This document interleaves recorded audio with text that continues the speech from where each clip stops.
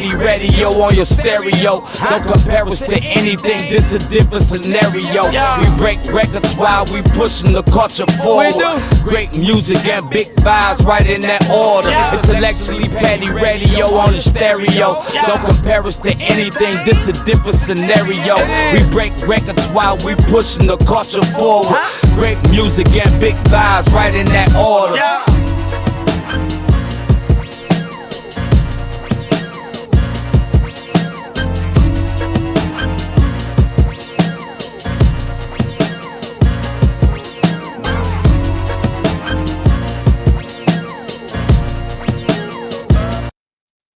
And you are now tuned into another episode of Intellectually Petty Radio, brought to you by M3S3 Clothing, Men Make Moves and Suckers Stand Still, and Photos by Vin.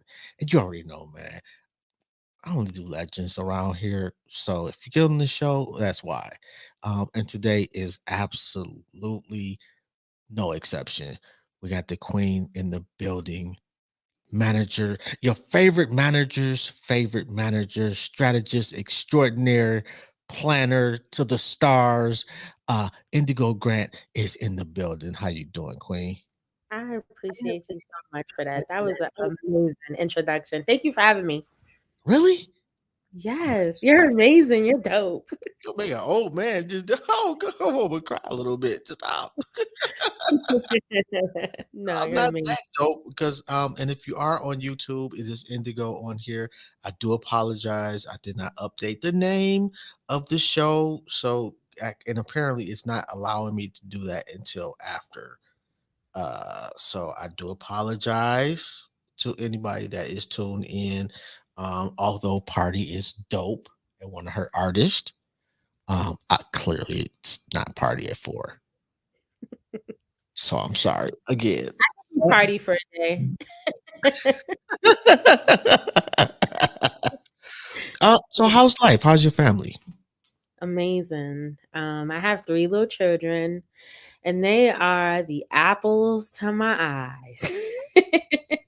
Man, kids are the best, aren't they? They are. They How are. old? 5, 6, and 9. My son actually, Mason, he's my oldest. He turned 9 over this weekend. So we've been celebrating all weekend long. I'm actually still recovering. It was like place after place, party after party. I'm just like, I just want to go home. What's a party like for your kids? I mean, like you throw parties for other people and get paid for it. So are you like doing like you got Spider-Man, the Wonder Twins, everybody flying in? Like how does that go? The characters are definitely pulling up at every celebration that we have. But this year was very different. He wanted to do iFly. We went to Sugar Factory. We did this trampoline park. We did, this was super dope. It's actually a Harry Potter exhibit downtown Atlanta. Uh-huh. Oh my gosh, I felt like I was a kid again. Like they literally bring the props from the movies and the Harry Potter movies and the entire series, by the way, and they put it in this like 50,000 square foot like building, and you just walk through it and you do like different interactive games, and it was amazing. It was amazing. Yo, that is really dope. Yeah. All right, so what did you do before you started managing? I was working in corporate America. So I was doing operations management for Target, e-commerce for Walmart and Amazon. Wow, you left Target? Target corporate at that. Never the store. Corporate. Yeah. Oh, goodness, man. Target is a goal for most people. What made you decide to switch? Honestly speaking, that was where I got anxiety from. I was working from a really, really I was working with a really racist director. And you know what it is like you over apply yourself to these jobs and it exhausts you mentally, physically, emotionally. And it was just like working 12 to 13-hour shifts, driving 2 hours each way, never seeing my kids. It mentally like broke me down. And then like for me, like I'm big on appreciation. So if I don't feel appreciated, like I have no drive for what I'm doing. So it's just like, I'm just here every day. And it's just like literally just started to suck the life out of me. And I was just like, yeah, I got to do something else. So I took a mental leave of absence and I said, I'm going to start a company. And I didn't think that as a party promoter, then an artist manager, then an actual full-blown agency, I would be here. But it's amazing what can happen in 3 years. It's amazing. Wait a minute, you've done all this in 3 years? Yep, I have. Yeah. So did you know what you were doing when you started? Nope. I knew about marketing. I knew about marketing. Like, I literally have helped artists since the moment I came into the industry. I had no idea what the terminology was. I didn't know Mhm. anything about contracts. There was no one there like laying out a red carpet, like Indigo, I'm here to help you. Like, so it was just like a lot of it was like me maneuvering and just figuring it out. And I remember having a conversation with my friend Wo one day, and he was just like, "You're smart, you're great at what you do, but you don't know music." And I was just like, he's right. Like, so I just like really dedicated time to like really being a sponge and never stop learning, and Mhm. kind of just making sure that I listen to the people who were ahead of me and not beside me, if that makes sense. Okay, so what's the best advice somebody gave you? The best advice someone gave me is do not take anything personal. I feel like as a How can you woman, not huh? take shit personally sometimes? A lot of times. But as a woman, naturally, like I'm super emotional. So like I work with artists and I love the artists. I grow to love the artists that I work with. So Mhm. their problems become my problems. Their lives become my lives. Like I become like a mom to my clients. And it's Mm. just like there's a gray area in that, right? Like because it's great and you can over deliver on what you need to deliver on, but when the lights go out, you exhaust yourself. So Mm. sometimes, you might have a difficult client where you're like, "Hey, post on TikTok." They're like, "No." You're like, "Okay." So now you're like fighting wolves, and it's just like, listen, this is your career. And I remember in the beginning, I used to be so down all the time, just trying to win. And I wanted to win so bad, I just did anything. And it was just like, Mhm. wait, hold on, let me pull back, let me scale back. And then once I started doing things that made more sense, it was just like, all right, I got this. Like, God is going to bring me the clients that see me as a valuable person, and as a valuable source. And that's what happened. Like, it just, I don't know. God. So who are you managing now? Whew, too many people. I literally have the VP, and I probably shouldn't say this. It's another VP of another major label and marketing on my phone because typically this is my process. I either Mhm. get brought in for one or two things. Like, so I'm either getting brought in when the artist is at its peak and they can't come over. Like, meaning if the artist is charting and stuff in the Mhm. US and then trends are not trending towards global, that's when I get brought in.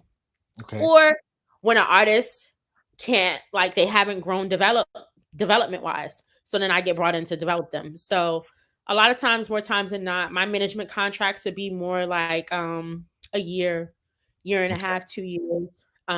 But then it's different things I get brought on for too, so project management, marketing, and then actual day-to-day. It's very rare I accept a day-to-day client. So if I accept a day-to-day client, I really like you. So how many day-to-day clients do you have now? I'm at 80 now. 80. Yeah, I'm at 80. Do you have, like, 80. clients that are, for lack of a better term, jealous of other clients? 1,000% all the time. I think that sometimes what happens is like once a client is comfortable having you around and they're comfortable with you, they don't want you to leave. And that's kind of where I like end up getting myself in trouble. I'm still a mom. Gotta go home at some point. Like I remember one time I was doing damage control for TI. Man, we was in the studio for like 9 hours. I'm like, I just wanna go home. He wouldn't let me leave. He Okay. like, no, people love your energy at the end of the day. So it's just one of those kind of situations. That's gotta be a full-time fucking job. Is it? Oh Is my it? yeah, like, Yeah. I like T.I. Yeah, I like T.I. too. Sometimes he acts as though he hasn't been famous for decades. I think that learning and knowing him at one of his darkest times of his life, personally, like having him on my phone every day personally, Mhm, I think oftentimes he is misunderstood a lot of the context of what he means to say. He mhm. may put his foot in his mouth more times than not. But overall, he's a good person. He's a great person. I think that that's where the teams are forced to step up at, right? Like, Mhm. if we know that T.I. is saying something dumb, it's because, or anything wrong, it's because his team failed. Like, even though he's kind of hard to control, you know what I mean? Like, he is a little hard to control. I think that when a manager gains respect and trust from their clients, Mhm. this client listens to this manager all the time. Doesn't matter who, what, when, where. They're going to listen to that manager all the time. And I think that when you don't have that control and trust from, I'm going to stop saying client, I'm going to say artist. We don't have that trust from an artist. That's why you end up in situations like this. I think that T.I. is just, he might be tired, like, imagine what it feels like being in a game all these years and not really getting your flowers. You know what I mean? Like, BET celebrates people relatively late, like a lot of platforms celebrate us late. So it's just one of those things where I understand. I empathize with him, and he's been through a lot. Definitely been through a lot. I think that if you're in it for the flowers, you're in the wrong game. That's a good, yeah. I get it. You kind of want to be recognized, but when I first started podcasting, I've been doing this for years now. Omar McIntyre told me, don't look at your numbers. And I'm a hyper competitive individual. And man, for years, I'm looking at my numbers. Oh my God, I'm horrible. I'm tragic. We ain't doing this. We ain't doing that. I didn't really start enjoying it until I listened to him. It's kind of the same thing with T.I. and other people, like the Right. flowers are going to come whether you see them or not. Right. And you got millions of people that bought your albums. If that's not a flower, I don't know what it is. Let me ask you this. Okay, so like Rich the Kid contacts you out the blue. I won't say out the blue, just hypothetically speaking. Out the blue, I want you to do my 30th birthday party, and you got a whole day.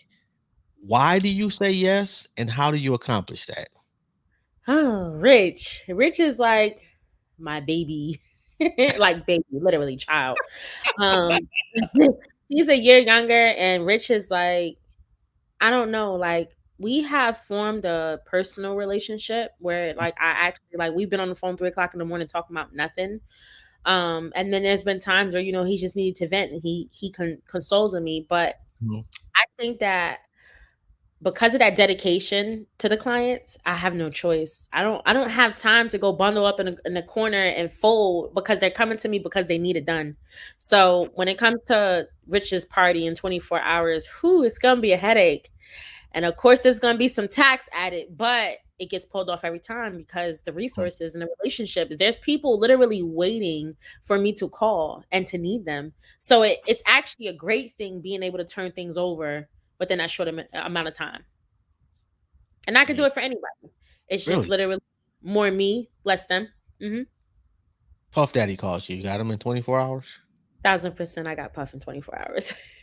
You know Puff. I had to deliver flowers for Puff one time, and it was very interesting. Very interesting.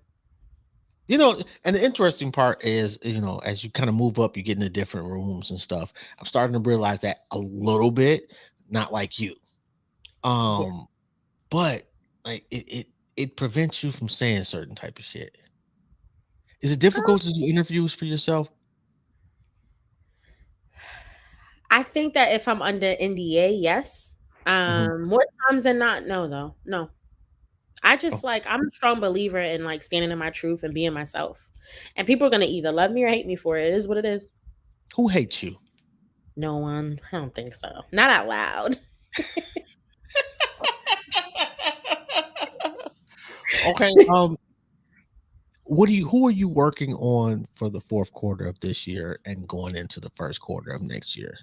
What you got going?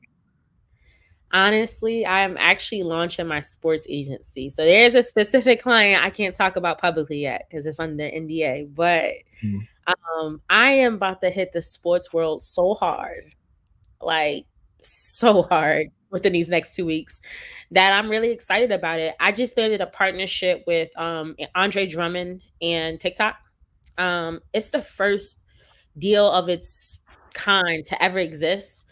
More times than not, you see athletes say, I want to be a rapper. You see rappers say, I want to be an athlete. Both worlds can coexist. Mhm. It's like, who is that outlet that bridges that together? Where's that bridge?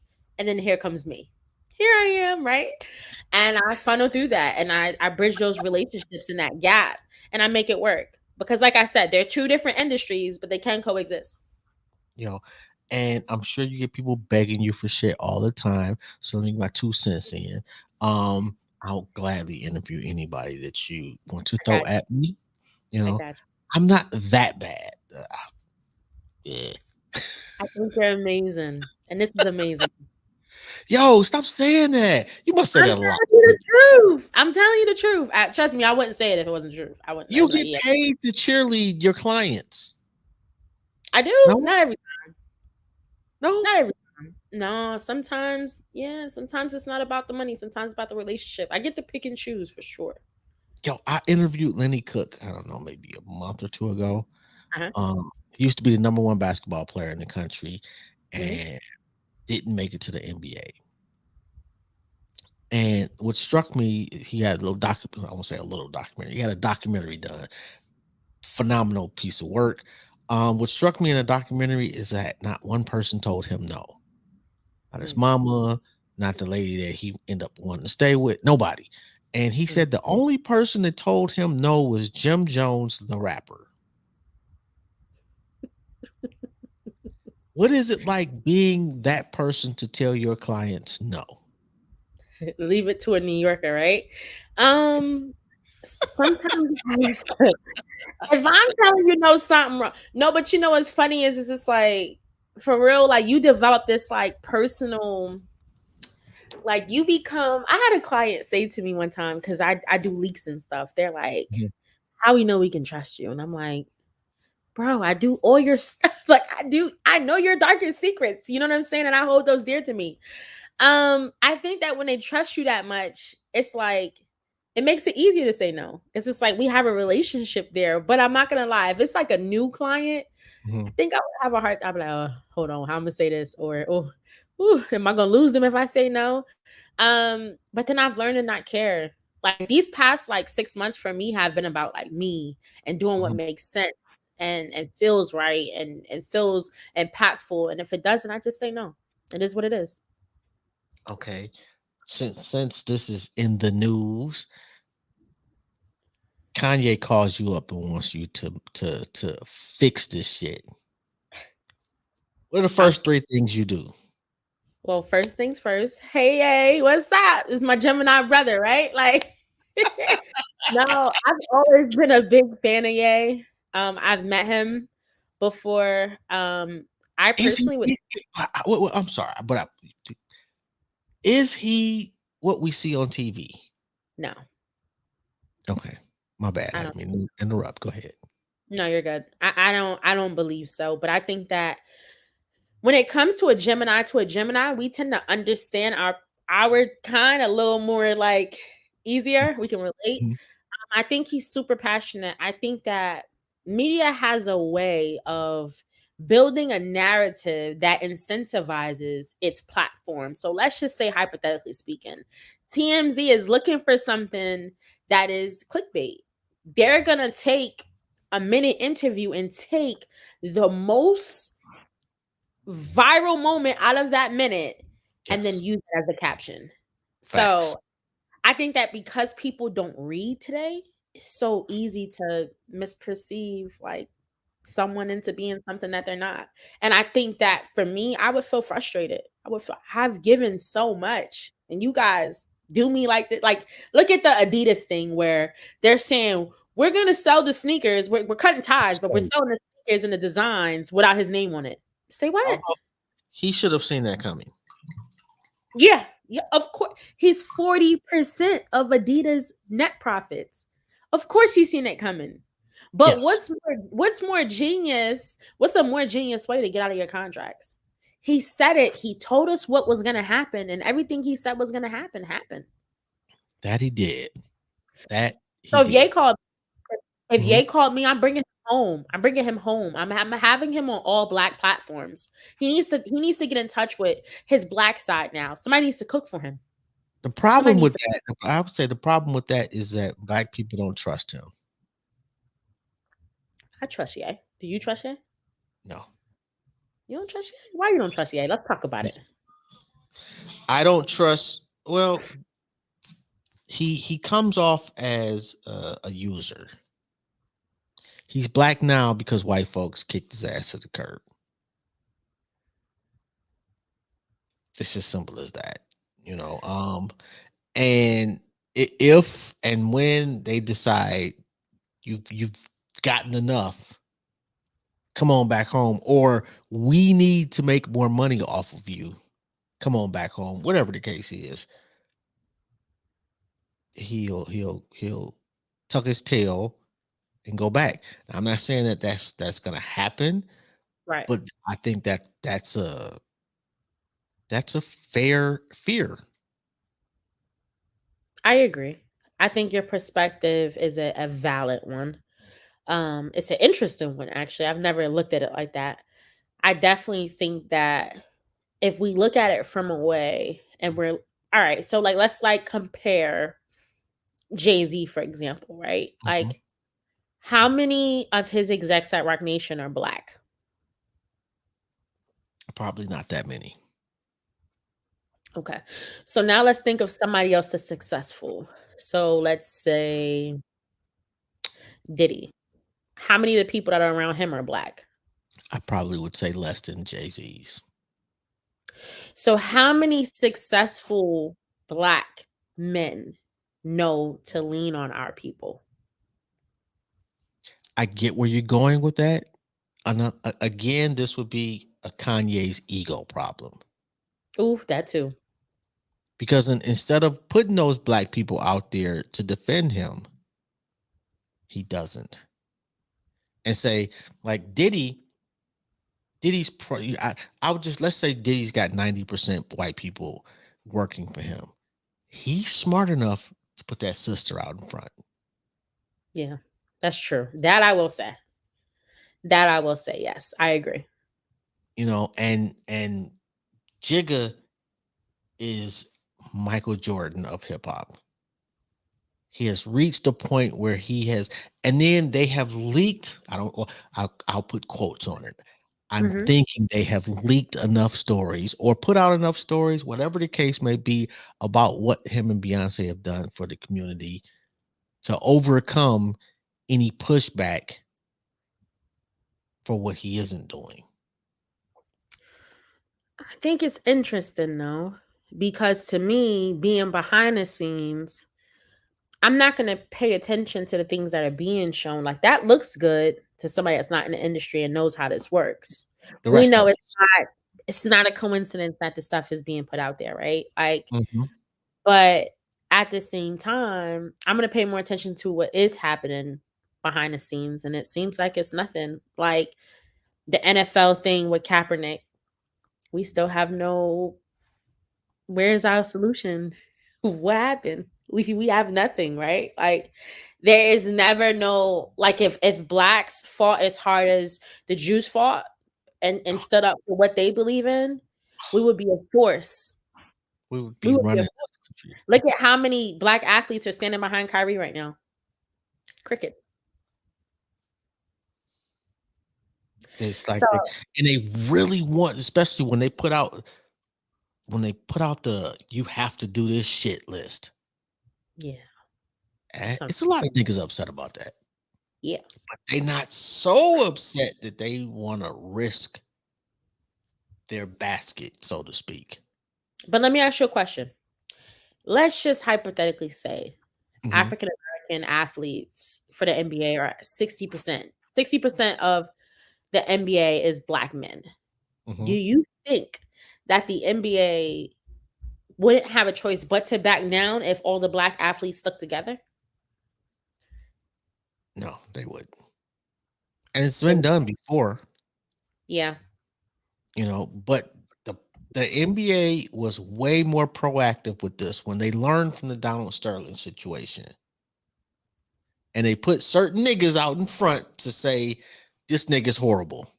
Yeah. You know, I seen Jalen Rose, who I am the biggest fan of. I'm from Detroit. Think that the shit that he's done for the community there, his school, is phenomenal. He should have stayed the fuck away from this Kyrie shit. And I seen him do a post on Instagram today and trying to, because he was like, people questioning my blackness. Bruh, some things like Epstein, I'll give you an example. Epstein did the most horrible shit that you could possibly do. Did you see a bunch of Jewish people on TV criticizing this man? No. You know what they did? They said nothing. Yep. They let public opinion and the courts deal with that nigga, and we're gonna act like that nigga never existed. That's it. Yep. Sometimes black folks get too excited to talk about other black folks. The irony is I'm doing that now. However, some things we need to just shut the fuck up and let shit play out. Move behind the scenes and leave it alone. But Jalen Rose lost a shitload of black support over the last couple of days. Yeah. And it's unfortunate because I think he's a really genuine dude. But his premise was, if I see somebody doing wrong, I'm gonna point it out. That's your problem. Yeah. That's a behind the scenes thing. That's a I'm gonna hit you on a sidebar and not tear down my black brother in public. Like LeBron, for example. LeBron shocked me. LeBron didn't have a choice How? because he is the NBA at this moment in time. I mean, if you get in those media rooms, right? You have LeBron definitely has a publicist. They know those questions before they're walking in. We've never heard any dirt on LeBron. They do a great job, see? That's because they hide his dirt. Yeah. They're fully aware of what this nigga's done. It's Mhm. not a soul alive that's walking around with a clean ass closet. Yep. I don't know what LeBron has done in his life. I just know it's clear that he's not willing to risk. And what is he doing with his $1 billion? Will his $1 billion help 10,000 black kids? Like Yeah. some people, I kind of get. I wish you'd stay away from, just don't say anything. But I don't think in his case that was optional. I think they came to him and said, "Yeah, bro, this is what you're going to say." I think so too. I'm just, I still think you have the choice to choose though. I still think you can I'm refusing to comment. So even how he kind of tried to clean it up today on Twitter. And it's just it's not that personal coming from you on Twitter. When in person, you've allowed this interview to sit for a few days, you've gotten your ass chewed for it, and now you want to say, "Oh, I'm backpedaling." No, it's not cool. They didn't anticipate the black folks was gonna rally behind Kyrie like we have. Kyrie didn't say anything. All he did was share a post with no context. We really when they kicked Kanye out the bank. That was crazy. The bank, a billionaire. Never happened. I'm 50 years old. That shit ain't. I don't even remotely remember hearing shit like that. I know niggas didn't bounce checks all up and down the street. Right. You ain't never get kicked out no bank. And we don't want your money, bro. Yeah. And we didn't say nothing. Yeah. Because Kanye's crazy. Yeah. And I'm sorry. All right. The Rucker All-Star game at Rucker Park. And shout out to Nate. That's my guy right there. Yeah. How did you come into doing something with Tracy Morgan? Well, Sean and Gus are my family. So Gus is actually my godfather and Sean is his son. Sean and Gus are like the new Bob of the park. Bob McMullen passed away. Mm-hmm. So they brought me in back in 2019 for a Nipsey Hussle game. Completely allowed me to control my own day, and the feedback from it was amazing. So coming back this year was it was in the plans. It was written since post-COVID. And then it was just like, hey, do you want to be a part of adding your own juice to Tracy Morgan? We want to do Tracy Morgan and Bone Collector. So I kind of spiced it up and just made it into something bigger, and it was amazing. It's always a pleasure working with them. Being able to put together the teams, being able to bring out the celebrities is always a pleasure. Like I said, those guys are my family, so super easy. Me and Bone are actually working on some things now. Tell Bone Collector, hit me up. Yo, what do I need to do to get you to manage my show? Let me know. Stop Let lying. me know. I've had a couple of people reaching out to me lately about this, like the podcast world and things like that. You know what it is it's a lot easier when you yourself have a platform and you yourself have clients. It's nothing to throw the ads in the background on the YouTube and everything like that to get the content to go. As long as it's a viral moment in the conversation, Yes. it'll go. And because I create viral moments, it's a benefit for you. It's a benefit for me. Everybody eats. And see that, you know what? I think that's been to my detriment.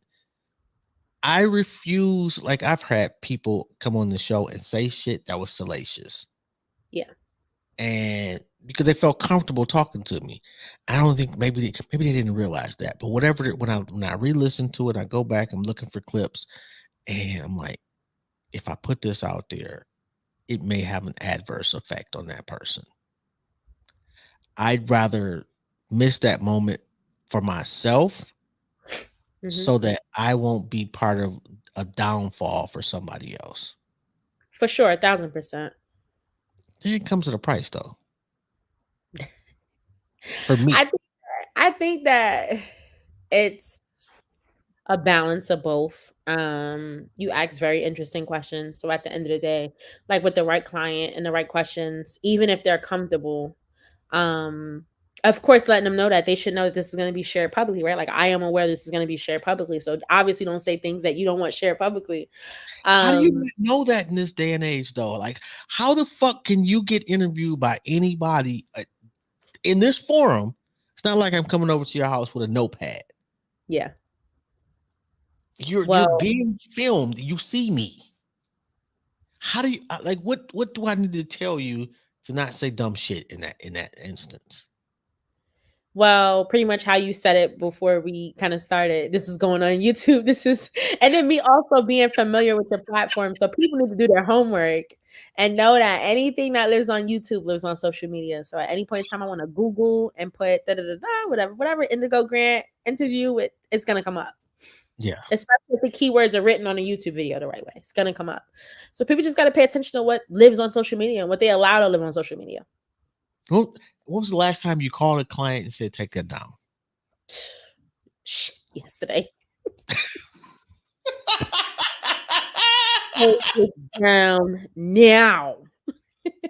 I'm constantly on Gossip of the City, taking down stuff for clients. And it's so funny because I actually had a very humbling experience. Like it was about a month ago. Around the time when I did the Dream Doll event here in Atlanta, and I called Shade Room to take something down, and they told me no.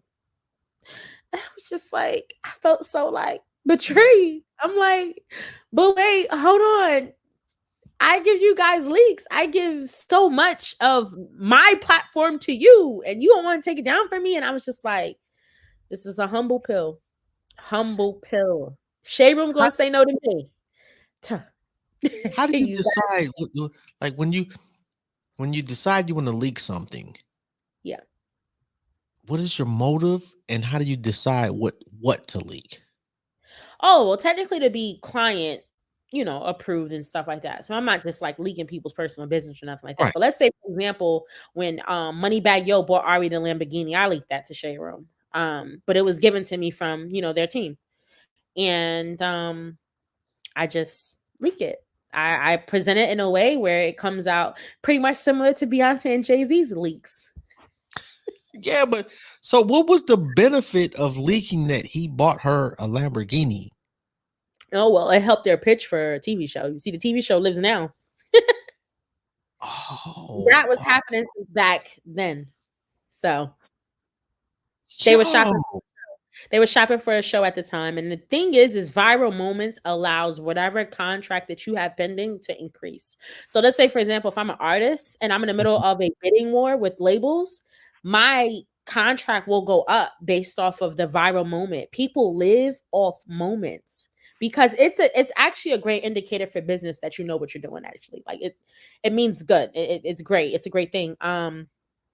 But sometimes people get caught up and lost in it too. Because if I can create viral moments, you can't tell what's real, what's fake anymore. Like I'm that good at my job.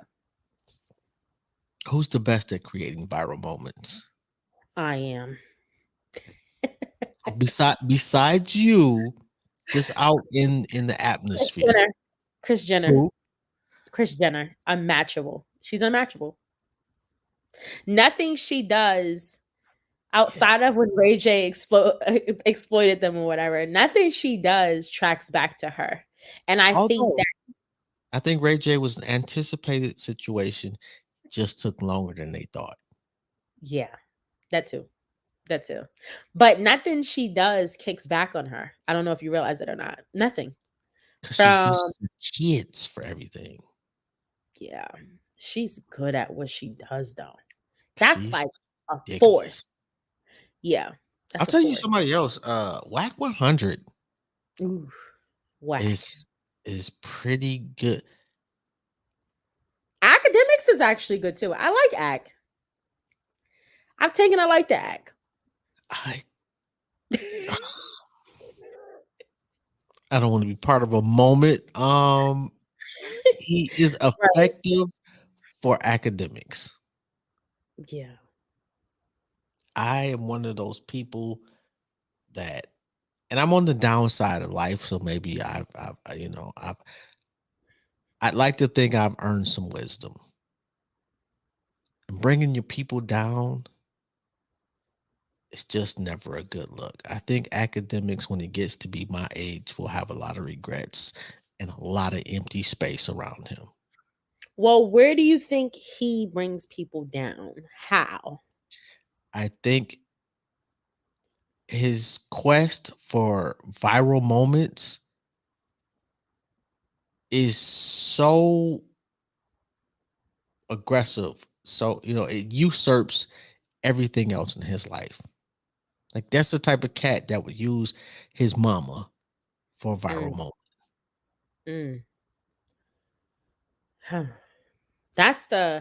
That's actually the hard part of what bloggers do. Some people have told me and suggested like I should start a blog, and I'm actually considering we should talk after this, because maybe if I start the blog, if I'm on the back, you could be on the front, and then you could be the face of it.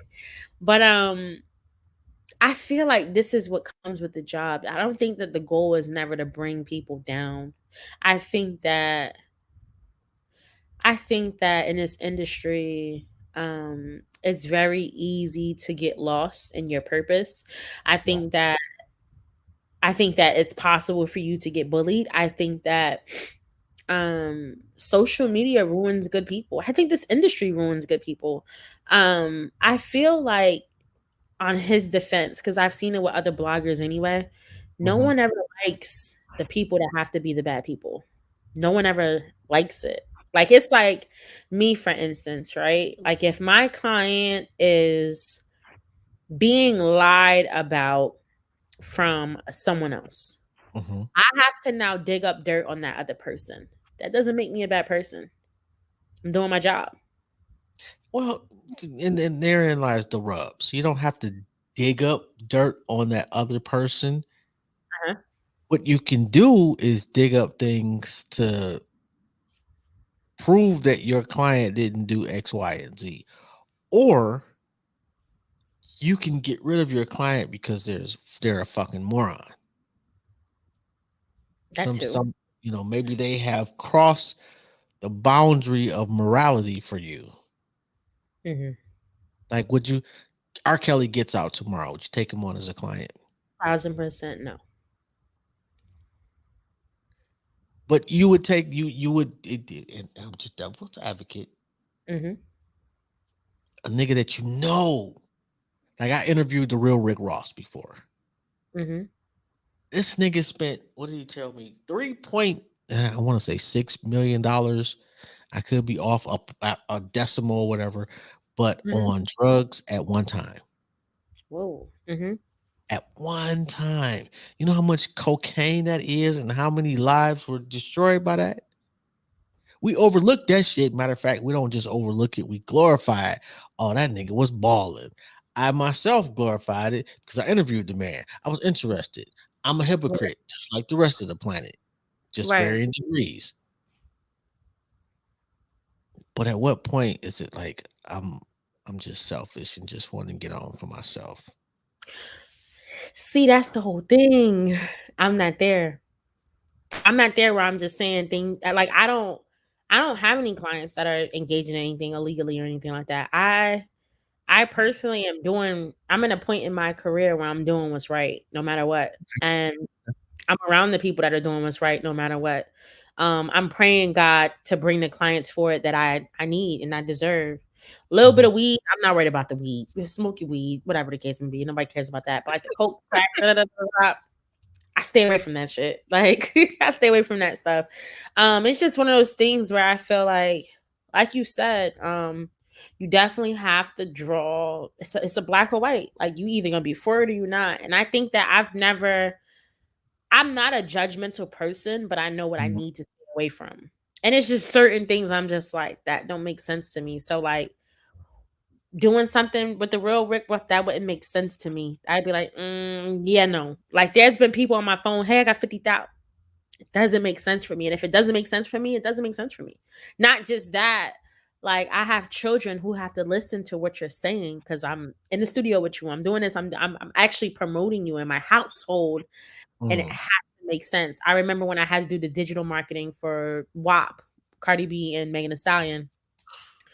When I tell you, like, I stayed away from my daughter because this Atlantic, they just offer checks that you can't say no to. Like, it's just like, damn, it's one of those, damn. All right, no problem, whatever. And I just made sure that I kept my child away from it.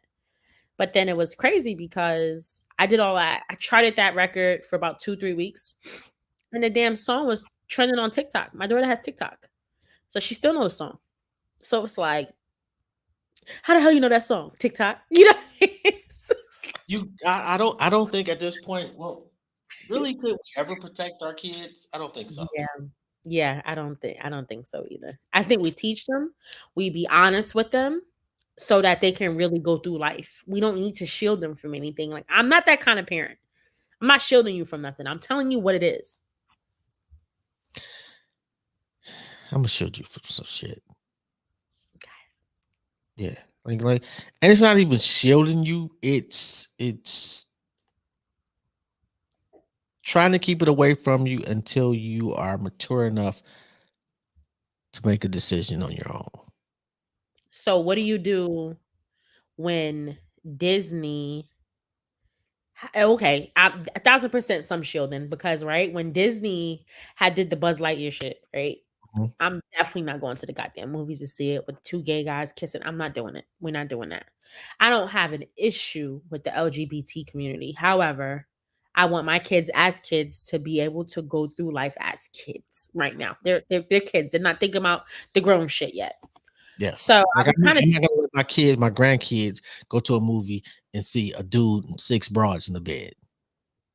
That's because the alphabets will come after us and say, "Oh, well, no, it's not got nothing to do with just being 2 dudes. It's just certain levels of fuckery regardless of who you exactly. love." Exactly. So same Oh. thing. Exactly. Oh, you saved me there. See, you saved me. You I tried. saved me. Um, I but tried. yeah, it's too funny, hilarious. I think that right now with the power that social media has, and the fact that even on TikTok you don't even need to log in anymore. TikTok and Triller, you don't have to have a profile for, and it's a scary thing because it's like you don't know what they're gonna see. YouTube is another one. My kids were Yeah. on there the other day. They were watching something. I don't know what it was. Blow your effing brains out. I'm like, what the hell is that? What you watching?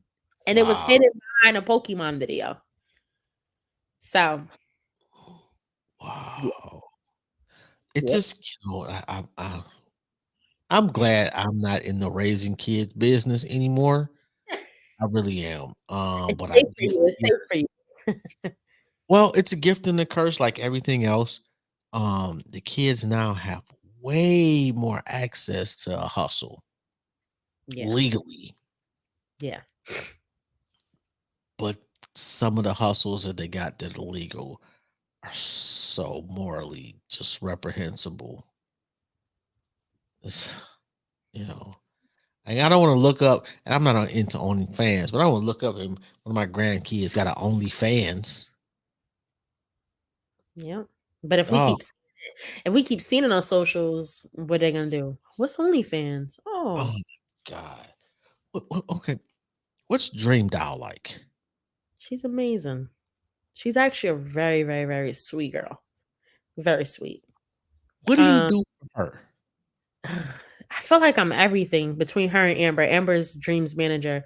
I felt like everything, multiple hats, marketing, PR, project management. Like it just really depends what I need to do that day. How Just many really. followers on Instagram did she have when you met? Oh, Dream was at like 2 million followers, 1.5 or 2 million followers. So she was already doing good. Not as an artist, as an influencer, Mm, yes. okay. Because I remember having a conversation with one of my friends who's like a senior vice president of a label, and he said to me, "No one knows Dream Doll for being a rapper. We know her as being an influencer, being with Tay, being with Ari." And I was just like, "I'm gonna change that," and I did. We did that. Like what? Okay, let me ask you this. A Mhm. client comes to you. What are your first 3 questions of them? Are you gonna listen? What are your insights? And what does the next 6 months look like for you? Okay, so what do the next 6 months look like for you? Well, the next 6 months for me, I plan to continue stepping into community events. The sports agency, I plan to like tap into all 50 states in some type of Mhm, capacity through colleges, through community outreach events. So give back, more charitable work, more events with like homeless people, shelters, and things like that. Because my passion is actually children and homeless people, older people rather than two. And I just want to help. I want to be more of service. So this next 6 months looks like me stepping into that. Doesn't necessarily mean that I don't do it now. I want to do it more. I want to do it more consistently. And then of course my sports agency. Yo, I have got okay, this is begging session number 2, but I've got the perfect thing for you for an HBCU tour. We'll talk about that. Yeah, let's do it. Let's do Yeah, it. I've yeah. done HBCU one time before, with this promoter from Atlanta. Actually, it didn't go too well. How Not on how do my. you how do you deal with that when the promoters like you do a tour? So let me back up. Are you arranging tours also? Not at this time. No, I have previously. Did you why did you stop? COVID. Okay, so it wasn't nothing somebody did. It was just the Mm, world. COVID. Okay, okay, we back to normal now. What you waiting on? Well, you know what it was is like the industry relies on me for digital. Like my strength, like Mhm, like my guru, my trophy is mhm, digital. Anything digital, I've mastered. So across any platform, analytics numbers, digital marketing is like my thing.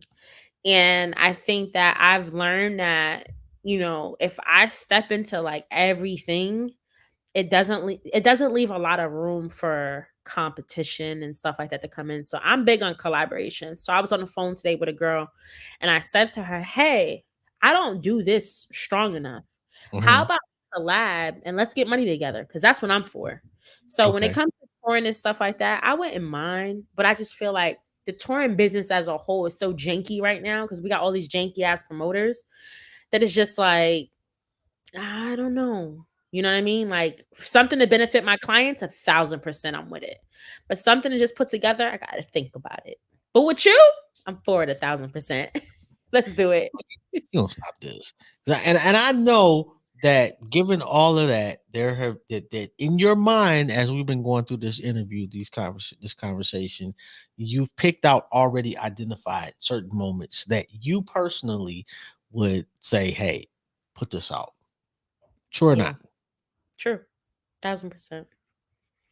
So you're gonna tell me? I don't need you to tell me now, but I'm horrible at that shit. I'll text it to you, but I'm really good at it. Like I'm dealing with a sports anchor now, and I'm coaching him with how to do it. It's everything is timing and knowing how to build a moment off of a Mhm, moment. Like mhm. it's strategy. That's it. Strategy. Yeah, I'm getting I'll say I won't say I'm horrible at it. I'm not good at it. I used to be really horrible. I'm getting a little bit better at tapping into okay, within my moral compass. Mhm. So I'm getting a little bit better at okay, you know what? If they mention a particular name, you know what? Use that because then I can tag that person in it too. That's true. You know, so certain little things like I listen to Brother Ben X a lot, and actually he's a really cool dude. Mhm. But I've been watching some of the influencers, and I listen, especially like with interviews. I try to listen to a lot of interviewers, and Donnie Simpson for me is probably like, oh my god, that dude is so dope. Who's the best at what you do for you?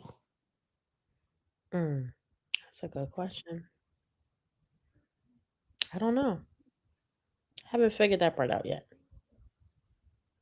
Let me know. I haven't figured that part out yet because it's just like it's so hard. It has been so hard for me to like really, really, really open up and allow someone to even piggyback to learn the way that everything that I know. It's Why? hard. And I yet to meet someone that does. Why has it I been don't so hard though? You know what it is because this industry is weird. Like people come around you with intentions for themselves. And I'm such a pure person. Like Yeah. I'm big on like putting people in position and helping them, but I'm like, again, once I feel like there's a little bit of me picking up that you don't appreciate me or you do That's something right. foul a little bit, I'm cool off you. I'm just like, yeah, no, I'm cool. 1000% I'm cool. And then once I'm cool, I can never get hot again. It's like, Oh no, cold. god. Yes, I thoroughly understand. Yeah. How your kids, Mhm. and I ask a lot of people this, mostly everybody. And not your kids, your legacy per se. When it's all said and done, what do you want your legacy to read like? Mm. You know what's crazy? This is God because I was just meditating yesterday and I was saying that how I have to start living and working towards my purpose. So I'm 30 Mhm, years old now mhm, and I feel like I'm not necessarily there just yet.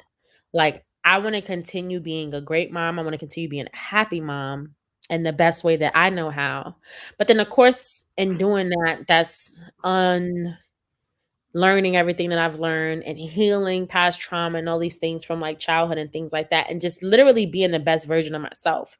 But I mhm. haven't even gotten there yet. I can't even say that I'm thinking 10 years ahead right now. I'm not. I'm just like day by day, day by day, day by day. And like now I'm relieving some pressure. Wait. You doing shit that you tell your clients not to do. I know. I know. I know. It's crazy. But you have to think about it like when you are being strong for 80 plus people every day, and then you're being strong for yourself. Like I don't it's 8 o'clock, right? And when we get off this interview, I have to get on probably like 4 more calls for tonight. I may not get to bed till like 2, 3 o'clock in the morning. Then Mhm. tomorrow morning I have to wake up at 8 o'clock in the morning. Hopefully nobody wakes me up at 7. Maybe I might be on 4 calls by 10 a.m. You know what I'm saying? Like, so it's just like mentally is how I think I keep everything balanced out. But I Mhm. know that right now, that's why I'm scaling back. I'm releasing some clients for sure. And I'm prioritizing me. So the next 6 months, as you said, definitely healing. Because I'm always thinking about everybody else around me first. Because it allows me to control that narrative. Not that I necessarily need to control personal things, but I being use able being able to control business allows me to kind of relax more on a personal level. So now it's just balancing it out. I won't say it allows you to relax more on a personal level.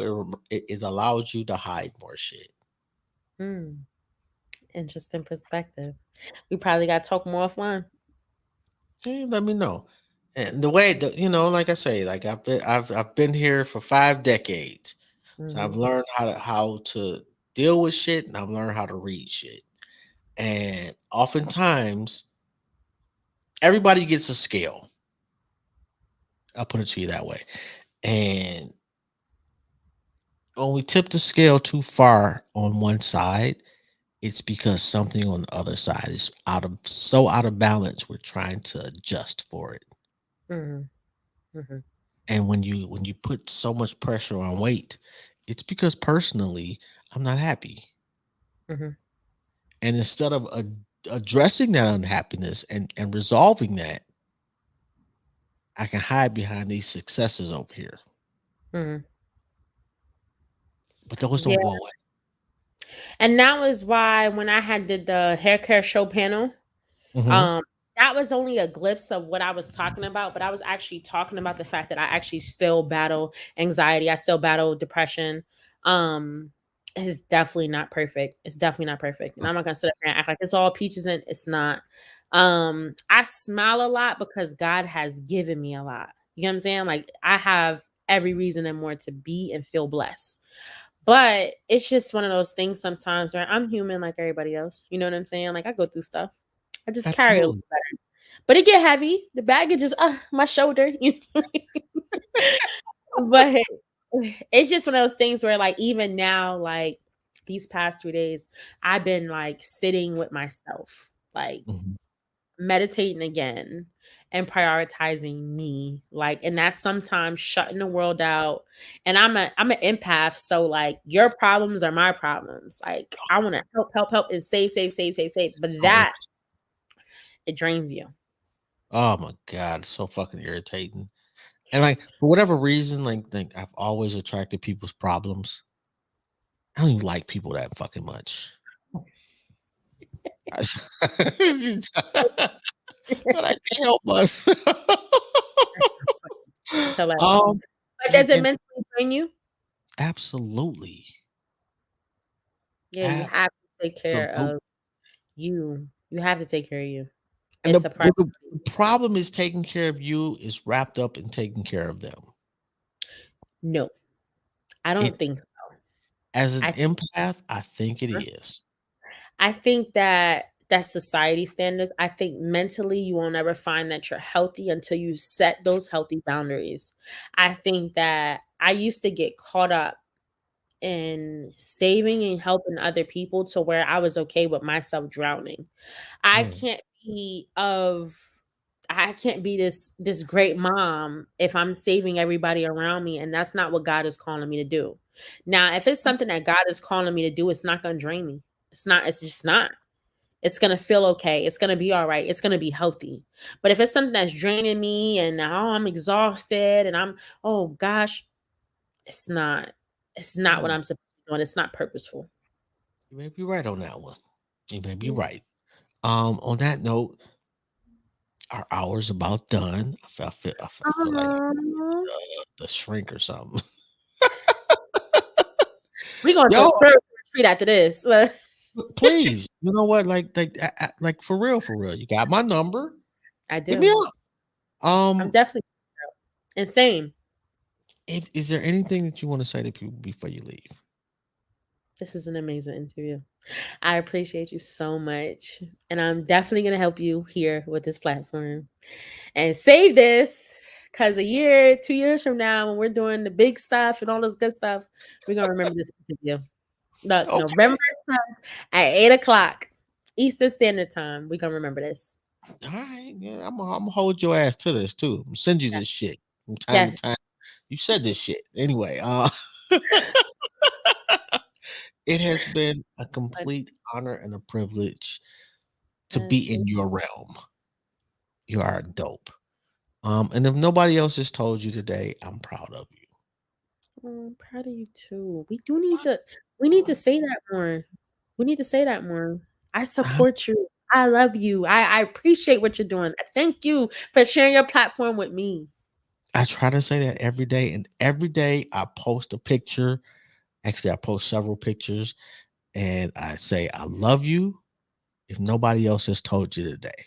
Mm-hmm. Literally been saying that for years and Mm-hmm. posting pictures for years. So yeah, I get it. You know, I understand. We all need to hear that. We all need to, everybody needs a cheerleader. I'm willing to be that cheerleader for the people that ain't got one. We do. Me too.